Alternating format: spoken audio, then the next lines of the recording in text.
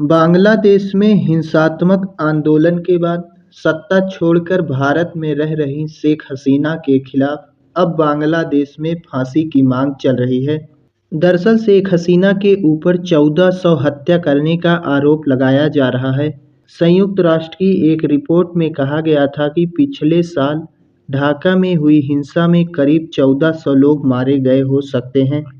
वहीं बांग्लादेशी सरकार के स्वास्थ्य सलाहकार के अनुसार देखा जाए तो हिंसा में 800 से अधिक लोगों की मौत हुई, 14,000 से अधिक लोग घायल हुए थे। तो ऐसी स्थिति में इन सभी मौत का जिम्मेदार देखा जा रहा है, शेख हसीना को ठहराया जा रहा, क्योंकि शेख हसीना ने ही गोली चलाने का आदेश दिया था। आईसीटी के चीफ प्रोसिक्यूटर मोहम्मद ताजुल इस्लाम ने इन मौतों का हवाला देते हुए कहा कि शेख हसीना 1400 मौत की सज़ा की हकदार हैं। उन्होंने कहा कि यह मानव रूप से संभव नहीं है, इसलिए हम कम से कम एक डेथ पेनल्टी की मांग करते हैं। उन्होंने शेख हसीना को एक कठोर अपराधी बताया और कहा कि उन्हें अपनी की गई बर्बरता पर कोई पछतावा नहीं है। तो ऐसी स्थिति में देखा जाए तो शेख हसीना के ऊपर उन्होंने यह भी आरोप लगाया कि शेख हसीना ने जो अपराध किया है उस पर उन्हें कोई पछतावा भी नहीं है। उन्होंने जितनी हत्या करवाई है उसके लिए उन्हें मौत से कम सज़ा नहीं मिलनी चाहिए। शेख हसीना और उनके मंत्री पर देखा जाए तो 5 तरह के अपराधों का आरोप है।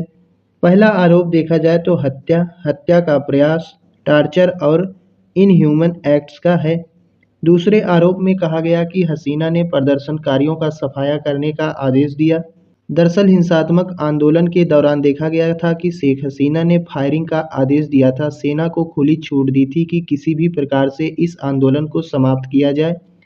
तो उसके बाद देखा गया कि सेना ने फायरिंग कर दी थी, जिसमें कई लोगों की मौत हो गई।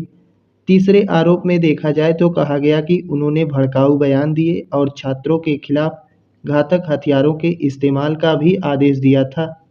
अन्य आरोपों में देखा जाए तो ढाका और आसपास 6 निहत्थे प्रदर्शनकारियों, जिनमें छात्र भी शामिल थे, उनकी गोली मारकर हत्या कर दी गई थी, वह भी मामला शामिल है। तो ऐसी स्थिति में देखा जा रहा है कि बांग्लादेश में हिंसात्मक आंदोलन पर अब जो सुनवाई चल रही है, उस सुनवाई के दौरान कोर्ट से यह अपील की जा रही है कि शेख हसीना को मृत्युदंड ही दिया जाए, उससे कम सज़ा स्वीकार नहीं है। बाकी शेख हसीना को लेकर आप लोगों की क्या राय है? क्या उन्हें फांसी की सज़ा होनी चाहिए या फिर नहीं? आप लोग अपनी राय दे सकते हैं।